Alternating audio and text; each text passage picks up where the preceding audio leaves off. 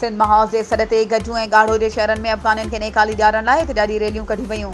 गजू में क़ौमी शुआरा ते वाइस चेयरमैन सैयद नवाज़ शाह भाॾाई जी अॻवानी में एहतिजाजी मुज़ाहिरे में औरतुनि ऐं मर्दनि शिरकत कई। ॻाढ़ो शहर में अब्दुल रज़ाक, अली देशी, असलम नाशारी जी अॻवानी में अलॻि अलॻि एहतिजाजी मुज़ाहिरा कया विया।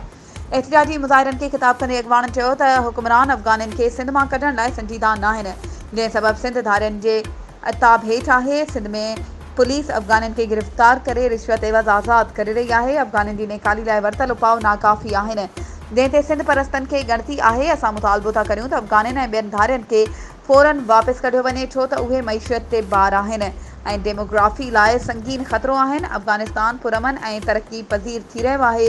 अफ़गानी पंहिंजी जन्नत नुमा वतन हलिया वञनि, असांजी धरती खे दोज़ख न बणाइनि। वधीक ख़बरुनि ऐं अपडेट्स जे लाइ असांजे चैनल खे सब्सक्राइब कयो ऐं हा, बेल आइकन खे प्रेस करणु न विसारिजो त जीअं असांजी हर नई अचण वारी वीडियो तव्हां ताईं पहुची सघे।